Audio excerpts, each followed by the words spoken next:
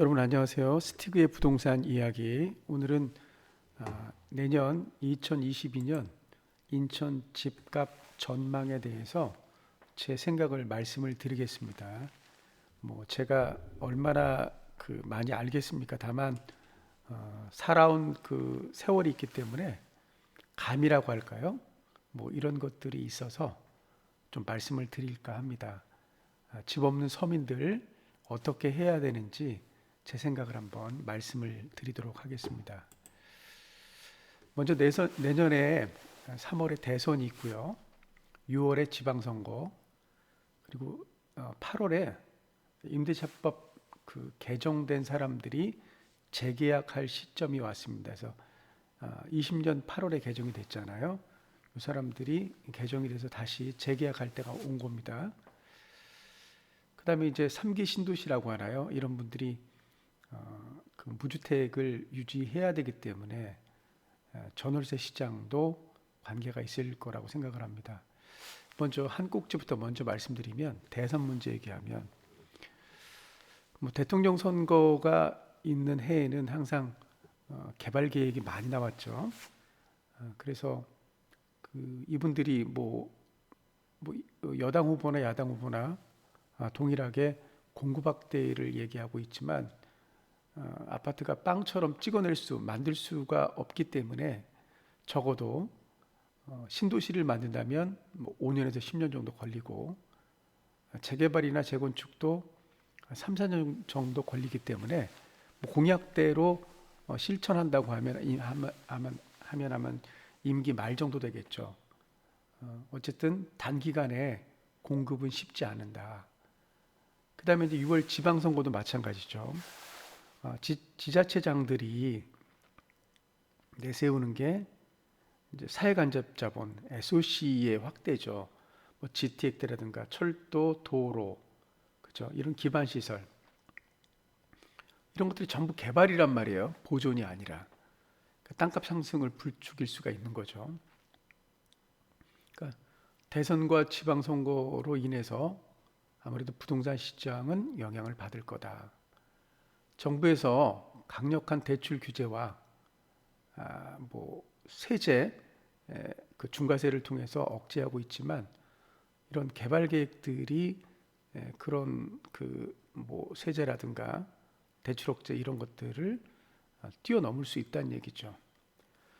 그 다음에 이제 정말 이 뇌관 중에 하나인데 2020년에 5%로 묶어놨던 계약개신 청구권 임대차 3법에 2년이 돌아온 거예요. 그러니까 2020년 이전에 전세 살았던 사람이 4년째 살아서 종료되는 시점, 계약이 해지되는 시점이 8월인 거죠. 이때 집주인들은 올리지 못했던 전세금을 시세대로 아마 올릴 겁니다. 송도 같은 경우도 여러분 아시겠지만 아파트가 입주할 때는 물량이 많이 쏟아지기 때문에 기형적으로 전세 가격이 형성이 됩니다. 가령 뭐 실제 SK 아파트 같은 경우 뭐 1억 5천에도 전세가 있었죠. 30평 같은 경우. 근데 지금 생각으로는 말이 안 되는 거죠. 1억 5천, 뭐 2억 이런 전세는. 그렇게 살았던 사람들이 한번 재계약을 해서 뭐 한 1억 한 7천 정도 올려줬다고 치면 22년 8월에는 적어도 6억 정도 전세를 줘야 전세 가격이 형성된다는 거죠. 자, 그러면 6억 정도 올리려고 치면 뭐 2억 정도 했다고 치더라도 그 전에 뭐 3배 정도 올려야 되는데 이 사람들이 이제 거기 거주하지 못하는 거죠. 그러니까 이런 사람들이 이제 집을 사거나 그보다는 하급지로 움직이겠죠. 그렇게 되다 보면 또 한번 매매 시장을 이제 자극할 수 있다는 얘기죠. 자, 그다음에 사전 청약자 무주택 유지 요것도 첨예의 관심사인데요. 뭐 경쟁률이 제가 알아본 바로는 굉장히 높더라고요. 아무래도 저렴한 가격에 신도시의 아파트를 공급하다 보니까. 그런데 이런 분들이 결국은 그 입주 때까지 무주택을 유지해야 하기 때문에 또다시 그 전월세 시장을 자극할 우려가 있다. 이런 얘기입니다. 자, 그렇게 보고 그 다음에 그 보수 언론이지만 부동산 114 자료를 인용을 해서 조선일보 기사를 보면 2022년 상반기 주택가격 전망 그래서 매매 전세 뭐 1,300명 정도의 설문조사를 했는데 약 그 48%가 매매 시장에서 상승할 거다. 그 다음에 37.53%가 보합이다. 하락은 불과 14%밖에 응답하지 않았죠. 전세도 마찬가지예요. 전세가 62% 무려 과반수 이상이 전세 가격을 상승을 꼽았죠. 아까 제가 이게 말씀드렸던 임대차 3법의 부작용이 나타나는 겁니다. 그리고 보합이 27.54%, 하락이 10%. 그래서 내년에도 아마 그 전세 시장과 매매 시장은 상승이 지속될 것이다. 이렇게 얘기를 합니다. 그래서 주요 각 기관별 내년 집값 전망을 한번 보면요. 한국건설산업연구원에서는 상승률 전망을 전국 2% 정도, 수도권은 3% 정도 상승을 예상하고요. 국토연구원은 수도권 5.1%, 지방 3.5%, 우리금융경영연구소는 3.7% 전국 평균, 하나금융연구소는 상승세를 유지할 것이다. 자, 이렇게 볼 때 많은 기관과 연구소에서 전국적으로 편차는 있지만 상승한다고, 또 여론도 상승한다고 합니다. 자, 이렇게 볼 때 직방 자료를 보면 그 이제 각 구별로 또는 경기도 같은 경우는 지자체별로 이렇게 평균 가격을 좀 나타낸 자료입니다. 여러분 지금 직방 자료 보고 계십니다. 인천만 놓고 보면 아무래도 연수구가 7.7억 평당 그 매매 가격 평균이 7억 7천이라는 거죠. 그리고 그 다음이 이제 남동구 5억 쭉 가다 보면 뭐 서구가 5억 3천, 그 다음에 중구가 4억 3천, 미추홀구가 3억 9천, 동구가 2억 8천입니다. 이렇게 봤을 때 인천도 보면 송도에 비해서 이 미추홀구가 재개발이 많기 때문에 송도에 뭐 송도 가격을 따라간다는 건 뛰어넘는다는 건 무리겠지만 아직도 저렴하다, 이렇게 볼 수가 있습니다.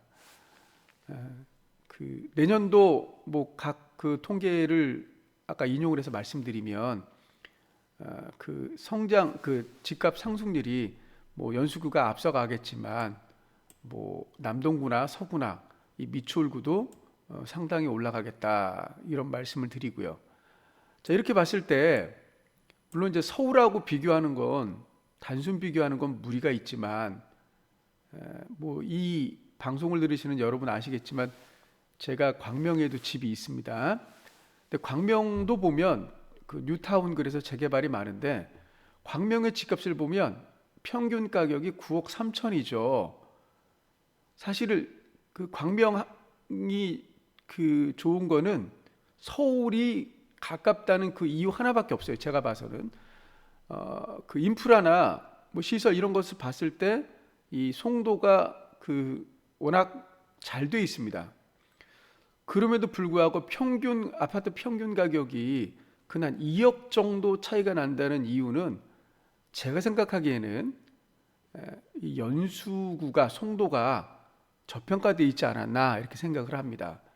그래서 상대적으로 인천 아파트 시장이 물론 이제 강남이 뭐 20몇 억 하는 강남이 앞서가겠지만 그래도 인천 아파트 시장이 덜 올랐기 때문에 아마 오름폭이 크지 않을까 이렇게 예상을 합니다. 그래서 여러분 보시면 이 시흥도 5억 2천입니다. 시흥도 물론 뭐 GTX나 뭐 철도 관계에서 이렇게 관계가 있을 수 있지만 어쨌든 인천도 나름대로 그 성장하고 있는 도시 중에 하나인데 집값이 저렴하다고 하는 건 상대적으로 소외감을 느낄 수 있다는 거죠. 다른 말로 바꿔 말하면 연수구에 사시는 분이 뭐 강남으로 입성한다는 건 거의 불가능한 일이죠. 이렇게 본다면 예. 이렇게 그 자료를 보시면 어쨌든 그 인천 아파트 시장은 아직도 저렴하다. 그리고 여러 그 통계를 봤을 때도 내년에는 상승폭이 그 어쨌든 뭐 작을 수 있겠지만 상승할 여력이 남아 있다. 따라서 결국은 하급지에 사시는 분이나 또는 전세나 월세에 사시는 분들은 가급적이면 올해나 내년 상반기 정도에 집을 마련하셔라 이렇게 말씀을 드립니다. 여러분 그 용기를 내셔서 그 여러분이 원하시는데 집을 마련하셔서 상대적 박탈감으로부터 좀 이렇게 해방되는 그런 그 여러분의 삶이 되셨으면 하는 바람에서 이 영상을 찍습니다. 자, 들어주셔서 감사합니다.